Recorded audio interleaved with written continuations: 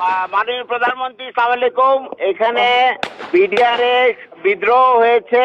আমি আছি দরবার হলে, আমার অফিসারদের সহ আমাদেরকে ঘেরাও করে গুলি করছে ওরা। আমাদের অস্ত্র নাই, এই জন্য আমরা জবাব দিতে পারছি না। অলরেডি র্যাব মুভ করছে, সেনাবাহিনীও মুভ করবে। আপনি যত দ্রুত পাঠাবেন তত তাড়াতাড়ি পরিস্থিতি আমরা সামাল দিতে পারবো। যাচ্ছে, আমি দেখি হেলিকপ্টার পাঠানোর চেষ্টা করছি।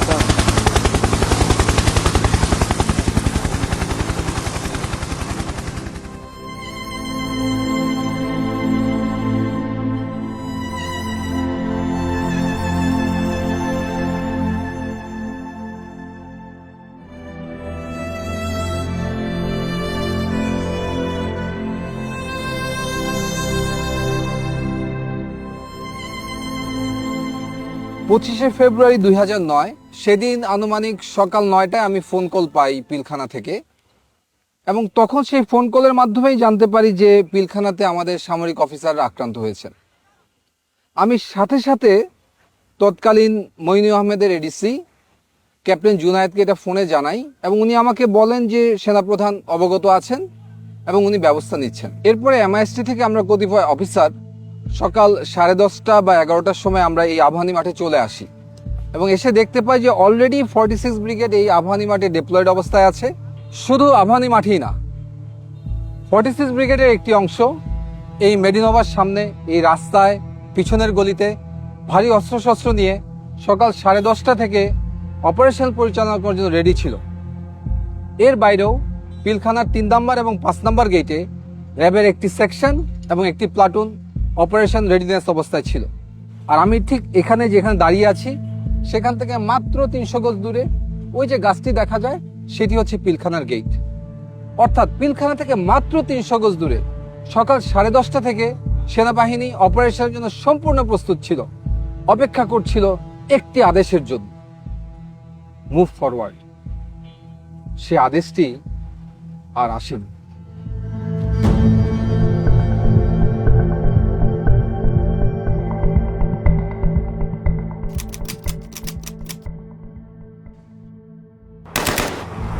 আমাদের কাছে সর্বোচ্চ অস্ত্রটাই ছিল হচ্ছে 12 বোরের শর্টগানগুলো। তো সেই হিসেবে আমরা শর্টগান ফায়ার করে আমরা গেটের দিকে এগিয়ে যেতে থাকি, এবং একটু পরেই আমরা নিউ মার্কেট গেটটা দখল করি। র্যাবের তৎকালীন এডিজি ছিলেন হচ্ছে কর্নেল রেজানুর খান। স্যারকে ফোন দেই যে স্যার, আমরা অলরেডি নিউ মার্কেট গেট দখল করেছি। তৎক্ষণাৎ উনি মারাত্মক মাত্রায় ক্ষিপ্ত হয়ে যান যে তোমাকে কে অর্ডার দিয়েছে ফায়ার ওপেন করার জন্য, বা তোমাকে এই গেট দখল করার জন্য কে অর্ডার দিয়েছে। উনি তৎক্ষণাৎ বলেন ওইখান থেকে ফল ব্যাক করো, এবং তোমরা এক্স্যাক্টলি যে নীলক্ষেতের যে মোড়, যেটা চৌরাস্তার মোড়, এর সামনে কোনোভাবেই যেন আমরা না যাই। এর ভিতরে আমি ফোন পেলাম এডিজি কর্নেল রেজানুর খানের কাছে। উনি আমাদেরকে বললো যে তোমরা ভিতরে প্রবেশ করবে না এবং গুলি আপাতত করবে না, আমরা জানাবো কি করতে হবে।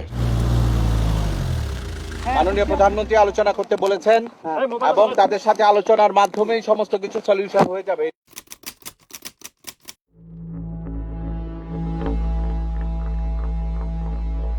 আনুমানিক বেলা 12টার দিকে আমরা দেখতে পাই 3-4 জন লোক সাদা পতাকা হাতে নিয়ে পিলখানার দিকে এগিয়ে যাচ্ছে, এবং তারা যখন পিলখানার দিকে অ্যাপ্রোচ করলেন হঠাৎ করে আচানকভাবে গুলি বন্ধ হয়ে গেল। আমরা খুব অবাক হয়ে তাকিয়ে দেখছিলাম যে এ ধরনের হঠাৎ করে কারা এরা। পরবর্তীতে জানতে পারি তারা ছিল আওয়ামী লীগের 4 জন সংসদ সদস্য, মির্জা আজম, জাহাঙ্গীর কবির নানক, ওয়ারেস হোসেন বেলায়েত এবং মাহবুবা রাগিনী। আমার বাবা যখন কল দেয়, আমি তখন কলটা আমি রিসিভ করেছিলাম আর কি। তো আমি কলটা রিসিভ করার পর আমার বাবা বলে যে আমার মাকে যেন আমি ফোনটা দিই। এইটাই আমার বাবার লাস্ট।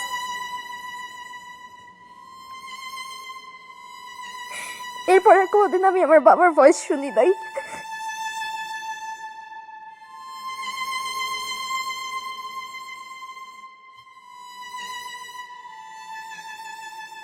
বাংলাদেশের প্রত্যেকটা চ্যানেল তৎকালীন প্রচার করছিল যে জেনারেল শাকিল জীবিত আছেন।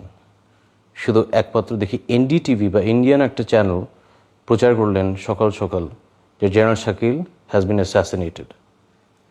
কোনো সন্তান তো এই সংবাদ বিশ্বাস করতে যাবে না।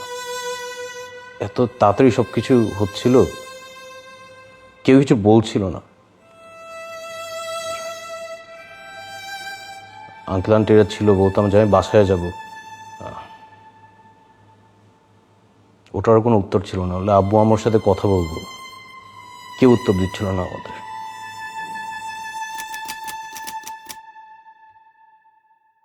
দুইটার মধ্যে দুইটা dead body Hazaribagh sewerage line দিয়ে বেরিয়ে আসে। মানে বেলা 2টার মধ্যে সারা জাতি জানতো যে দুইজনকে কমপক্ষে হত্যা করা হয়েছে। এই আবাহনী মাঠে আমাদের গ্রাউন্ড কমান্ডার ছিলেন ব্রিগেডিয়ার হাকিম স্যার।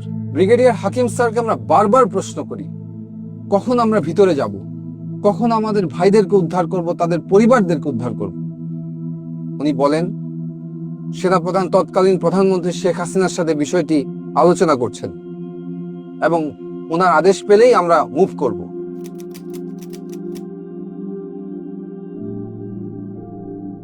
সেই পরিস্থিতিতে আমরা দেখলাম 3টার সময় প্রধানমন্ত্রীর সাথে কিলার 14 জন কিলার মিটিং করে এবং যমুনাতে তারা যায়।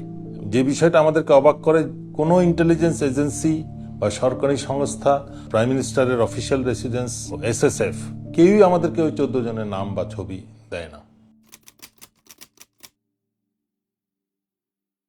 হঠাৎ করে দেখলাম যে একটা টিম সাহারা খাতুনের নেতৃত্বে আইজিপি এবং আরো 2-1জনকে সাথে করে ভেতরে প্রবেশ করলো 25 তারিখে রাত্রেই। পরে সারা খাতুন যখন আসে আমরা ওনার গলার আওয়াজ পাই এবং আমরা মনে করি যে মেবি ফাইনালি উনি আসাতে হয়তো কোনো একটা মিটিগেশন হবে বা কোনো কিছু হবে। কিন্তু দেখলাম যে 10 মিনিট সারা খাতুন মানে কি বক্তৃতা দিলেন টিভি ক্যামেরার সামনে দিয়ে, উনি পরে চলে গেলেন। আমরা লক্ষ্য করলাম যে উনি যখন বের হয়ে আসছে, যে শুধুমাত্র ক্যাপ্টেন মাজারের ওয়াইফকে নিয়েছে। ক্যাপ্টেন মাজারের ওয়াইফ ছিল আইজিপি নূর মোহাম্মদের মেয়ে, যেহেতু আইজিপি নিজেই ছিলেন ভিতরে। বাকি যে কয়টা ফ্যামিলি উনি এনেছিলেন এরা সবাই ছিল ওই বিদ্রোহীদের ফ্যামিলি, যারা এই ডিএডি বিদ্রোহ করেছে অন্যান্য সকলের সাথে, তাদের পরিবারকে উনি বের করে নিয়ে আসলেন। এভাবে কিন্তু আপনার 25 তারিখ শেষ হয়ে গেল, আমরা কিছু করতে পারলাম না। আমরা সব দাঁড়িয়ে দাঁড়িয়ে একটা, মানে আমি বলবো আমরা তামাশা দেখছিলাম।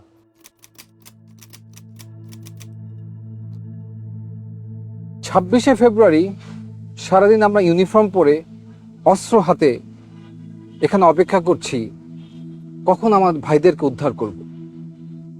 আমরা সারাদিন পিলখানা কর্ডন করেছিলাম, আর সেই কর্ডনের ভিতর, সেই নিরাপত্তা বলয়ের ভিতর খুঁজে খুঁজে আমাদের ভাইদেরকে হত্যা করা হয়েছে। সেনাবাহিনীর military academy training, commando training, এগুলোর কি মূল্য আছে যদি এই সব দুর্যোগ মুহূর্তে, অরাজক মুহূর্তে আমাদের ভাইদেরকে উদ্ধার করতে না পারি? যুদ্ধক্ষেত্রে তাহলে আমরা কি করব? Indecision, waiting for political order, নাকি সেটা হবে মিলিটারি এক্সিকিউশন অর্ডার? সেই প্রশ্নটা আজকে আমি আপনাদের কাছে রাখতে চাই।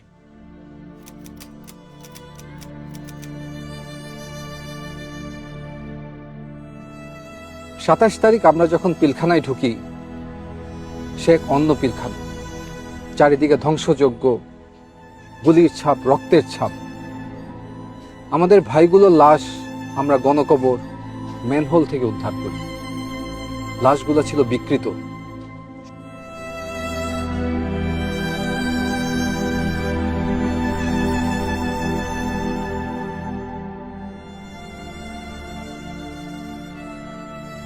সমস্ত বাড়িঘর ছিল জ্বালানো, পোড়ানো, লুটতরাজের চিহ্ন। কিন্তু একটি বাড়ি ছিল একদম অক্ষত। সেটি ছিল 44 রাইফেল ব্যাটালিয়নের অধিনায়ক লেফটেন্যান্ট কর্নেল শামসের বাসা। এই শামসকেই শেখ হাসিনা নিয়ম বহির্ভূতভাবে এসএসএফে তাকে পদোন্নতি দিয়ে কর্নেল পদে নিয়োগ দেওয়া হয়। পরবর্তী তদন্তে দেখা যায় লেফটেন্যান্ট কর্নেল শামস 25 এবং 26 তারিখ দুবার পিলখানা থেকে বের হয়ে যমুনা গিয়েছিল এবং যমুনা থেকে আবার পিলখানাতে এসেছিল, এবং তার একাধিক কল রেকর্ড পাওয়া যায় যেখানে যমুনায় সে কোনো একজন ব্যক্তির সাথে বিদ্রোহ চলাকালীন সময়ে কথা বলেছিল। যেই শামসের বিডিআর ম্যাসাকারের জন্য কোর্ট মার্শাল ফেস করার কথা, তাকে সবকিছু থেকে বিরত রেখে শেখ হাসিনা তাকে পুরস্কৃত করেন এবং আমেরিকাতে ডিফেন্স অ্যাটাচে হিসেবে পলায়নের সুযোগ করে দেন।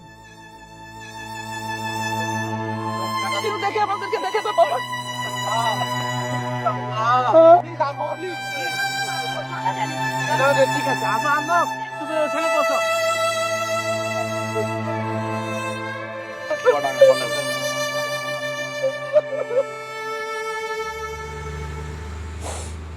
মানে বাবা হারানোটা তো একটা কষ্ট আসলে, কিন্তু এরকম একটা জায়গায় থাকা যেখানে আসলে মানে I can believe I almost died here not too long ago. মানে এখন যে বেঁচে আছি এটাই তো মানে এটাই অনেক অবাক লাগে আর কি।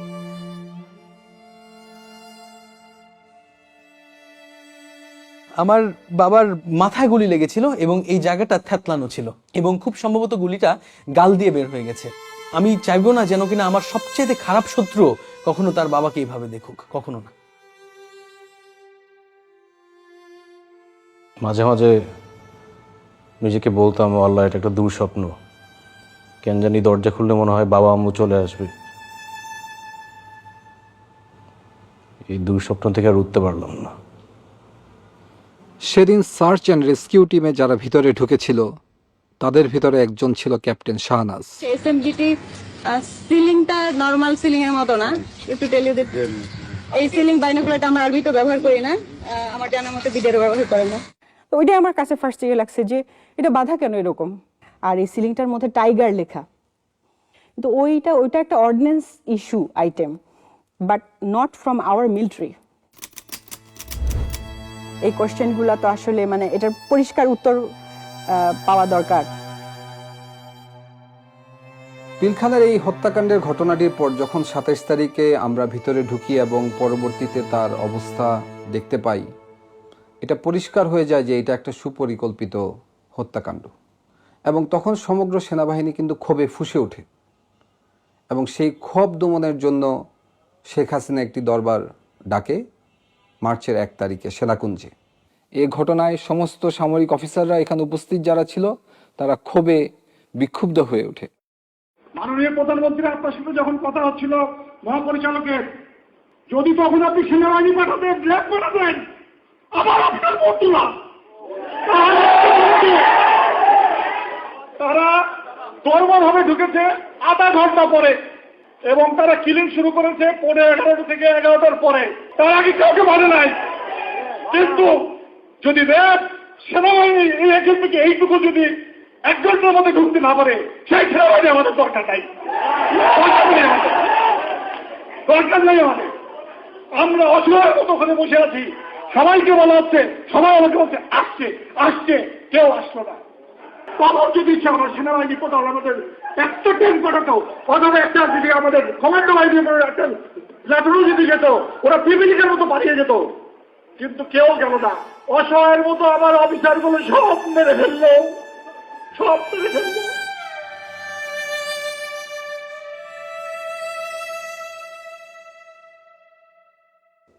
এর 7 দিনের মাথায় আমাকে 30 রাইফেল ব্যাটালিয়ন খাগড়াছড়িতে পোস্টিং দেওয়া হয় এবং সেইখানে তদন্ত কার্য সম্পন্ন করতে বলা হয়।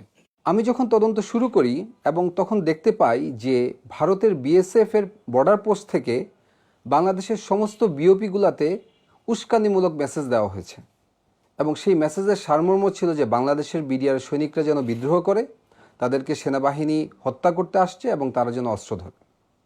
এবং দুঃখজনক হলো সত্য যে আমাদের বিডিআরের সৈনিকরা সেই ট্র্যাপে পড়েছিল এবং 26 এবং 27 তারিখে ভারতীয় উস্কানিতে তারা সমস্ত বিওপিগুলাতে বিদ্রোহ করে। তদন্ত শুরু হওয়ার সাথে সাথে আমরা বুঝতে পারি যে এটা কোনো বিদ্রোহ না, এটার সাথে রাজনৈতিক সম্পৃক্ততা আছে, এমনকি সরকার প্রধানও এটার সাথে জড়িত হওয়ার অনেক সিমটম আমরা দেখতে পাচ্ছিলাম। আমার এই অনুসন্ধান রিপোর্ট যখন আমি আমার সেক্টর হেডকোয়ার্টার এবং ঊর্ধ্বতন কর্মকর্তাদেরকে প্রেরণ করি, তার 7 দিনের মাথায় আমার পোস্টিং হয়ে যায়।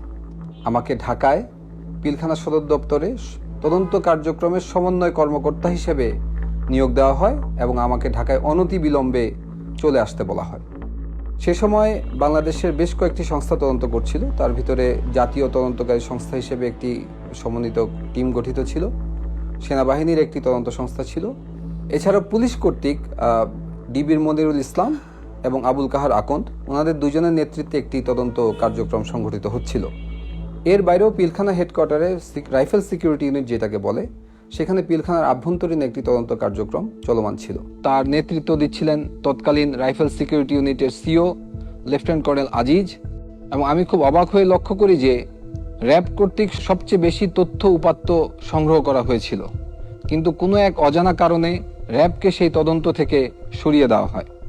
এই র্যাবের টিম যারা ছিল, টাস্কফোর্স ইন্টেলিজেন্স টিম যেটা ছিল, ওদের তরফ থেকে কিছু তথ্য আসে এবং ওইগুলো নিয়ে আমরা কাজ শুরু করি। তখন মোটামুটি স্পষ্ট হয়ে যায় যে এটা কোনো বিদ্রোহ না, এটা রীতিমতো পরিকল্পিত হত্যাকাণ্ড। এই হত্যাকাণ্ডের ষড়যন্ত্র 2007 সাল থেকে শুরু হয়েছে।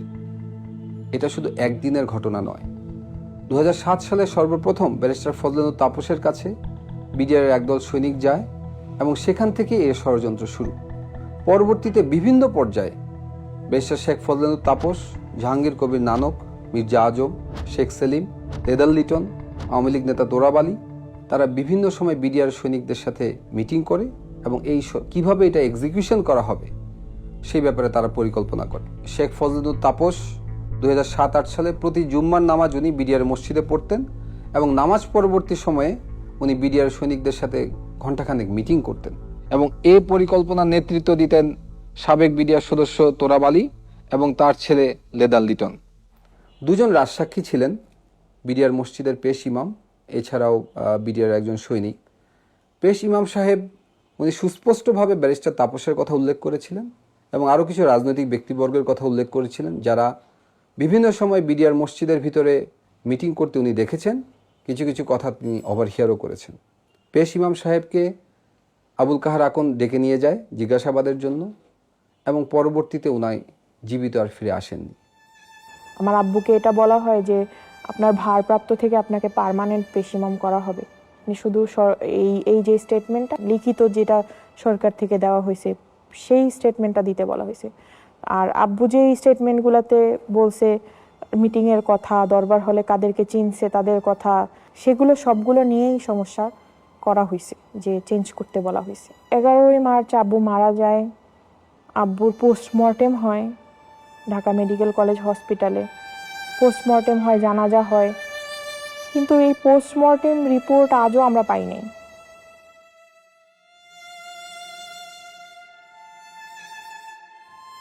আর বিডিআরের যে সৈনিক রাজসাক্ষী দিয়েছিল তার লাশ পাওয়া যায় গলায় ফাঁস দেওয়া অবস্থায়। ছবিতে এবং ভিডিওতে দেখা যায় যে মৃতদেহর পা মাটিতে লেগে আছে, যা কোনোভাবেই একটি ফাঁসির সাথে সঙ্গতপূর্ণ নয়। সবচেয়ে দুঃখজনক বিষয় হচ্ছে এই সাক্ষীরা সরকারি হেফাজতে ছিলেন। সরকারি হেফাজতে থাকা অবস্থায় এ ধরনের একটি রহস্যময় হত্যাকাণ্ড কিভাবে সংঘটিত হলো সেটিরও কোনো তদন্ত সে সময় করতে দেওয়া হয়নি, যাতে জাতির সামনে আসল সত্য কখনোই উন্মোচিত না হয়। যে 2008 সালের শেষের দিকে বাংলাদেশের সমস্ত ডিএডি এবং 2009 সালের প্রথম দিকে সমস্ত ডিএডি এই ষড়যন্ত্রে সামিল হয়েছিল এবং তারা শেখ ফজলেনুর তাপস, জাহাঙ্গীর কবির নানকের সাথে 22 ফেব্রুয়ারি দেখা করেন। এর পূর্বে বিডিআরের একটি গ্রুপ আওয়ামী লীগের শেখ সেলিমের বাসায় দেখা করে, যার নেতৃত্ব দেন ডিএডি হাবিব। কিভাবে লাশ সরানো হবে সে ব্যাপারেও তারা বিস্তারিত আলাপ আলোচনা করেছেন। আর এই সমস্ত কিছু রিপোর্টে আমি সংশ্লিষ্ট করে যখন তৎকালীন প্রধানমন্ত্রী শেখ হাসিনার কাছে উপস্থাপন করা হয়, উনি খুব ক্ষুব্ধ হন এবং ফাইলটি উনি ছুঁড়ে ফেলে দেন। জেনারেল মইনুলকে বলেন, হোয়াট ওয়াজ দ্য অর্ডার? এই ঘটনার পর সভাপতি জেনারেল মইনুল খুব ক্ষুব্ধ হন। উনি আমাকে সরাসরি মনিরুল ইসলাম এবং আবুল কাহার আকন্দের রিপোর্টকে ফলো করতে বলেন এবং আমাকে 5 দিন সময় দেন। আমি 5 দিন পরে সেই একই রিপোর্ট তাকে আমি প্রদান করি। উনি আমাকে দিকে তাকিয়ে জিজ্ঞেস করেন, হোয়াই? আমি শুধু উত্তর দিই, স্যার, আমি আমার ভাইয়ের রক্তের সাথে বেইমানি করতে পারবো না। ওই পরিপ্রেক্ষিতে আমি ডিসাইড করি যে না, এই আর অবহেলা গ্রহণযোগ্য হবে না।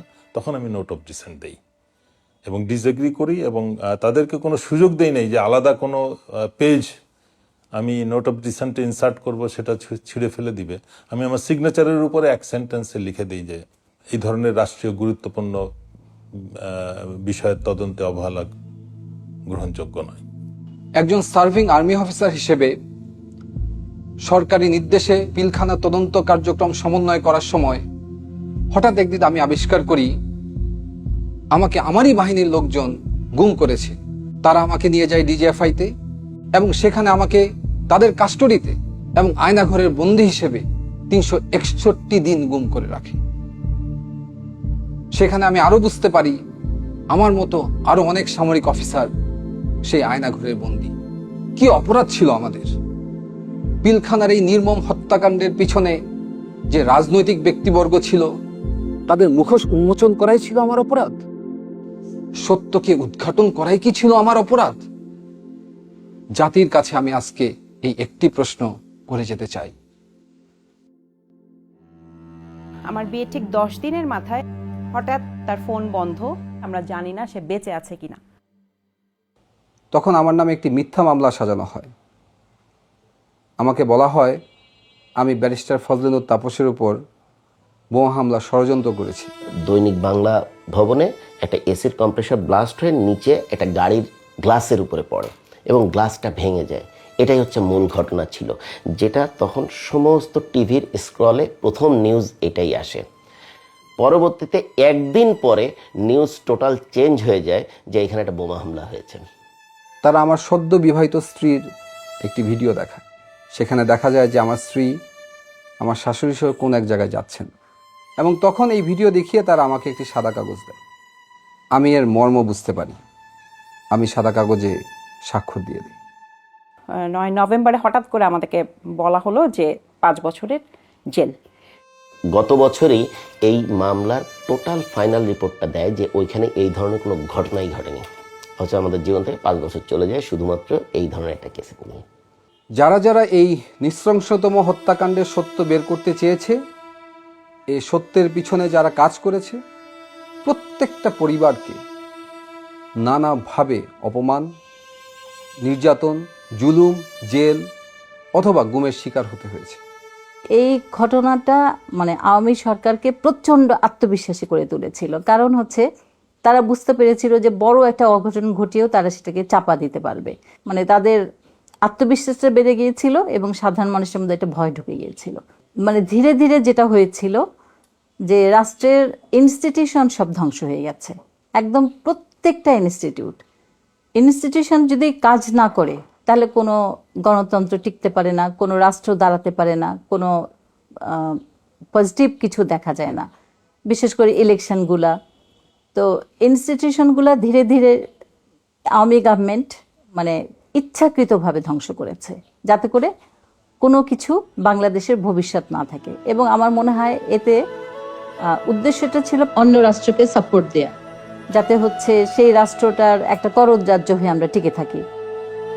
36 ঘন্টার সেই রাষ্ট্রীয় বিট্রিয়ালে জন্ম নেওয়া ফ্যাসিস্ট সরকারের অবসান হয় 36শে জুলাই ছাত্র জনতার অভ্যুত্থানের মাধ্যমে। আমরা চাই না বাংলাদেশে আর কোনো দেশবিরোধী শক্তির আগমন ঘটুক। কতটুকু অশ্রু গড়ালে হৃদয় জলে সিক্ত, কত প্রদীপ শিখা জ্বালালে জীবন আলোয় উদ্দীপ্ত, কত ব্যথা বুকে চাপালে তাকে বলি আমি ধৈর্য। নির্মমতা কত দূর হলে জাতি হবে নির্লজ্জ। আমি চিৎকার করে কাঁদিতে চাহিয়া করিতে পারিনি চিৎকার। আমি চিৎকার করে কাঁদিতে চাহিয়া করিতে পারিনি চিৎকার। বুকের ব্যথা বুকে চাপায়ে নিজেকে দিয়েছি ধিক্কার। কতটুকু অশ্রু গড়ালে হৃদয় জলে সিক্ত, কত প্রদীপ শিখা জ্বালালে জীবন আলোয় উদ্দীপ্ত, কত ব্যথা বুকে চাপালে তাকে বলি আমি ধৈর্য। নির্মমতা কত দূর হলে জাতি হবে নির্লজ্জ।